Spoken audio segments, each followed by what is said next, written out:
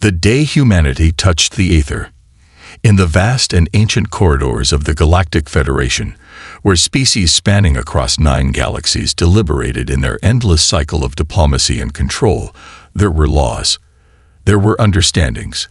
There were truths that had never been challenged, only accepted as fundamental principles of the universe. One such truth was simple: no mortal species could wield the aether. The aether was the great cosmic force that pulsed through reality itself.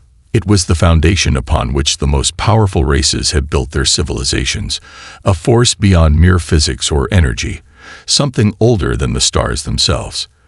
The most advanced species had spent millennia studying it, learning to touch its edges but never command it. It was a power that was meant only for those chosen by time, by fate, by evolution itself.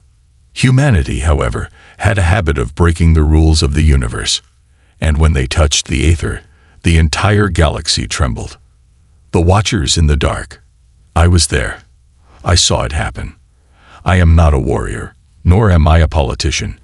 I am merely a scientist, a collector of data, a humble observer of civilizations as they rise and fall within the grand cosmic dance.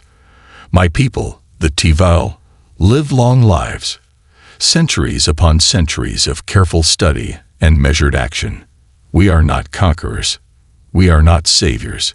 We simply watch, and we record. And so, for 8 centuries, we watched humanity. They were strange from the beginning. Unlike other species that took thousands of years to develop basic interstellar travel, the humans raced through their own history at an incomprehensible speed. They burned through their own world's resources, fought wars that should have shattered them. And yet, somehow, they thrived. They adapted.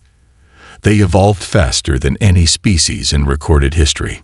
And most troubling of all, they were curious. Curiosity is a dangerous thing when left unchecked. It drives civilizations to greatness, yes, but it also lures them into forbidden places. And that is exactly what humanity did. They began experimenting with something that no other species had dared to touch: the aether. At first we assumed it was simply another of their reckless scientific pursuits. Humans had always toyed with forces beyond their comprehension, playing with quantum anomalies, bending space-time, unlocking genetic potentials that should have taken millennia to perfect. It was in their nature to test the limits of reality itself. But this was different. This was wrong. The sorrow incident. We had been watching them for centuries, waiting for the right moment to reveal ourselves, to extend an offer of peace and unity, to bring them into the Galactic Federation. But before we could act, something happened on their homeworld. The humans called it the Sorrow Incident. A single city, Sorrow, located in what they called Italy, was wiped from existence in the span of a heartbeat. One moment, it was there. The next, it was nothing but a churning storm of violet and blue, a tear in reality itself. From our cloaked observation ship, we felt it. Alarms blared. Sensor readings spiked beyond comprehension. The energy signatures were not of human origin. This was something else, something ancient. The ripples spread through the entire solar system. For 7 agonizing hours, our engines went silent, our systems locked in the wake of the impossible event. Jupiter, one of their system's gas giants, began to shift in color, turning a sickening shade of red and pink, as if it were responding to whatever had just happened. And then the whispers began. At first, they were faint, static through our comm systems, strange fluctuations in our databanks. Then, the psionics on board began screaming. Lan, our telepathic ambassador to the Coronat, one of the most powerful psionic species in the known universe, collapsed in agony. Her mind, which could normally sift through the thoughts of entire planets, was suddenly overwhelmed. She wept, her body convulsing as she clutched her head, screaming words that made no sense. They have woken something. Stop them. Stop them before it is too late. It took 8 doses of neural blockers to calm her down. Even then, her eyes remained hollow, her breathing ragged. Something is watching us, she whispered. Something had seen what humanity had done. The first signs of change. The days that followed were chaos. The humans were reeling from the disaster. Their leaders scrambled to contain the fallout, to explain away what had happened. At first, they called it a nuclear accident, then a failed energy experiment, then an act of war. Blame was thrown in all directions. The major nations of Earth, long held together by uneasy alliances, began preparing for war. But the real threat was not from among their own. It was from something they had unleashed. It started small. Reports of people vanishing near the Sorrow ruins. Strange, pulsing lights appearing in the skies over Earth. Radio transmissions filled with voices that did not belong to humans. And then the dreams started. Billions of humans across the planet began experiencing the same visions. A great eye opening in the void. A voice calling from beyond reality. Something had seen them. Something had noticed their existence. And it was coming. The War Council's dilemma. For the first time in 10,000 years, the Galactic Federation was in full emergency session. Humanity had done the impossible. They had touched the Aether. And now, every species in the galaxy was at risk. Many among the Council demanded humanity's immediate eradication. The risk was too great. If they had unlocked something beyond mortal comprehension, it could spread. It could consume everything. But others, including my own species, argued against it. Have we learned nothing from history? I spoke before the Council. Humanity is unpredictable, yes. Reckless, yes. But they are also the most adaptive species we have ever seen. If anyone can survive the consequences of their own mistakes, it is them. A choice had to be made. Eradicate humanity before it was too late, or let them face what they had awakened. We did not know it then, but we had already made our decision. Because even as we debated, even as we argued over their fate, the whispers had already started reaching other worlds. And whatever was watching humanity was now watching us all. The awakening that shook the stars. The Galactic Federation had always believed itself to be the guiding force of civilization, the eternal hand that shaped the order of the cosmos. For thousands of years, it had curated the fate of rising species, determined their place in the grand hierarchy, and ensured that no reckless civilization endangered the delicate balance of existence. But then came humanity, a species that did not follow rules, a species that evolved too fast, adapted too quickly, and never knew when to stop. And now, for the first time in history, the Federation faced a crisis it could not contain. Humanity had touched the Aether, and the universe itself had noticed. The silence before the storm. For days after the Sorrow incident, we watched, we listened, we recorded. The humans were losing control of their own world. Governments scrambled for explanations. Scientists, normally champions of reason and logic, whispered about forces they could not quantify. And the people, they were changing. First, it was subtle, unremarkable, a whisper on the wind that only those paying attention could hear. Individuals who had never shown psychic abilities began demonstrating strange anomalies, seeing things before they happened, hearing voices from places that did not exist, understanding languages they had never learned. Then came the disappearances. People near the Sorrow epicenter began vanishing without a trace. No struggle, no evidence, just gone. But what terrified us most was who was disappearing. Not the weak, not the sick, not the vulnerable. The brilliant, the gifted, the visionaries. Humanity's greatest minds, scientists, engineers, thinkers, vanished from their labs, from their homes, from crowded streets. One moment they were there. The next, they ceased to exist. The few security recordings that captured these events all showed the same thing. A flicker of violet light, a shadow standing behind them, and then nothing. The galactic debate, to destroy or to observe. The Federation War Council was in chaos. For the first time in its long history, there was no clear answer. Some demanded immediate action. The humans have opened a door that should never have been touched, roared a member of the Vornkai, a reptilian species known for their ruthless precision in exterminating threats. They have doomed themselves, and if we do not act, they will doom us all. Others argued for containment. Perhaps this can be reversed, spoke the dignitary from the Urath Collective, a species of pure energy beings. Perhaps we can guide them, help them close what they have opened. And then there were those, like me, who believed we should do nothing, because it was already too late. The Aether had already changed them. To interfere now was to throw ourselves into the unknown. But the High Council would not listen. They made their decision. A fleet was dispatched. Their orders were simple: contain the human threat. If necessary, erase them from existence. The arrival of the Armada.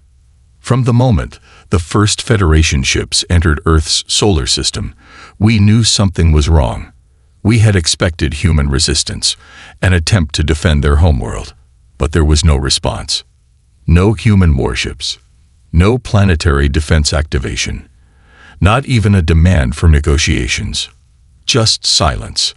The fleet advanced cautiously, scanning the planet's surface.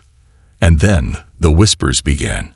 It started in the communication channels, a faint sound like a chorus of distant voices speaking in every language known to the universe. The captains dismissed it as radio interference. Then it moved into the shipboard AI systems. Messages appeared across screens, coded sequences that made no sense. And then the first crew members disappeared. The war that never began. Entire ships went dark within minutes. No alarms, no distress calls, just an eerie, suffocating silence. The flagship of the Federation's fleet, a massive dreadnought built to withstand planetary sieges, went completely offline. Surveillance footage retrieved from the wreckage showed its last moments. Thousands of Federation soldiers, standing frozen in place, their eyes locked on something unseen. Some had fallen to their knees, their hands clasped together as if in prayer. One officer, moments before the recording cut to static, began laughing. It was a hollow, broken laugh. "We were blind," he whispered. "They were never the ones in danger." And then he vanished. The message from the void. Back in the Federation war chambers, panic spread. A fleet of warships, the most powerful force the universe had ever known, had vanished. No explosions, no battles, no bodies, just gone. And then a message appeared on the Federation's Galactic relay network. It was a simple phrase, written in a language we had never seen before yet somehow understood. "You should not have come."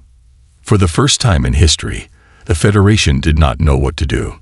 Humanity was no longer simply a species that had broken the laws of the universe. They had become something else. Something beyond us. The fate of Earth. With the fleet lost, the Galactic Federation declared Earth a forbidden world. No ships were to approach it. No messages were to be sent. Humanity was exiled from the stars. But those of us who had been watching closely knew the truth. They were not exiled. They had simply outgrown us. Whatever they had touched in the Aether, whatever they had become, they were no longer bound by our rules. And as I watched from the safety of my research station, I received a final transmission. It was brief, cryptic, a simple human voice, speaking in perfect calm. "We are awake now, and we are not alone." The children of the Aether, across the 9 galaxies governed by the Galactic Federation, fear was a rare and distant thing. The Federation had ruled with absolute authority for millennia, ensuring that no species ever strayed too far beyond their designated path. Those that did were guided, contained, or, if necessary, eradicated. Yet, for the first time in its long history, the Federation was afraid. Not of war, not of invasion, but of humanity. Because humanity had changed, and what they had become was beyond comprehension. The Great Silence.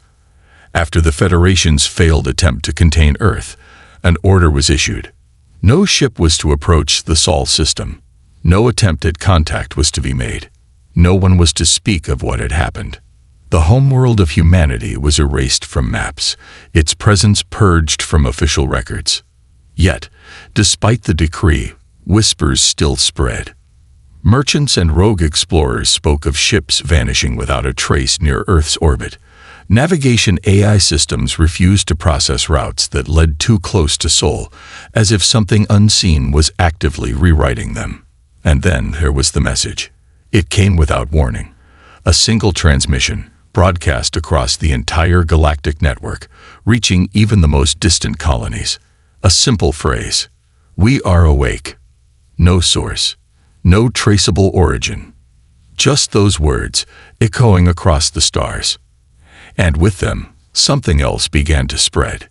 Something far more terrifying. The ones who heard the call. It began with the psionics.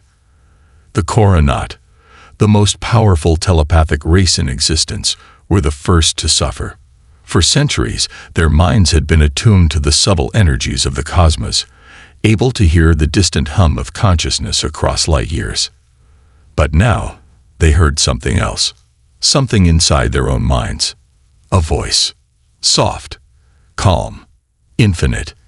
Do you hear it? Those who heard it never spoke again. They simply left.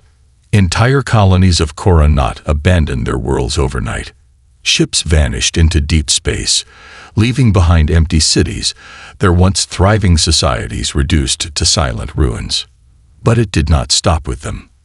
Other psionics, empaths, telekinetics, dreamwalkers, began experiencing visions. They saw golden light weaving through the fabric of reality. They saw beings with eyes like burning stars. They saw a doorway opening. And worst of all, they saw Earth. No longer a mere planet, no longer a fragile homeworld. It was something else, something alive. The fracturing of the Federation. Panic spread through the Galactic Federation like wildfire. For the first time in history, entire species refused the authority of the High Council. The Vornkay shut their borders, declaring they would fight any force that came for them. The Urath Collective, beings of pure energy, vanished from known space, refusing to answer any distress calls. The mighty Tival, the most ancient species in the Federation, broke their alliance, retreating into the depths of the unknown. The Federation, once unbreakable, was crumbling. And then, the children of the Aether arrived, the return of the vanished. For years, the brightest minds of humanity had disappeared. Scientists, engineers, thinkers, psionics, taken from their homes, their labs, their cities. Now, they returned, but they were not the same. They walked among the stars without ships. They spoke without words. They were more than human. They were something new. And they brought a message, the final warning. Across the galaxies, the children of the Aether appeared before the rulers of the surviving worlds. They did not threaten. They did not attack. They simply spoke, and their voices shook the foundations of reality itself. We are the first, but we will not be the last. The veil has lifted. The path is open. Change is coming. Some tried to resist. Weapons failed. Technology collapsed. Empires that had lasted for thousands of years fell in a single day. And the last words of the children echoed in the minds of those who remained. The old order is over. The age of mortals has ended. We are the future. And with that, they vanished, leaving behind a galaxy forever changed.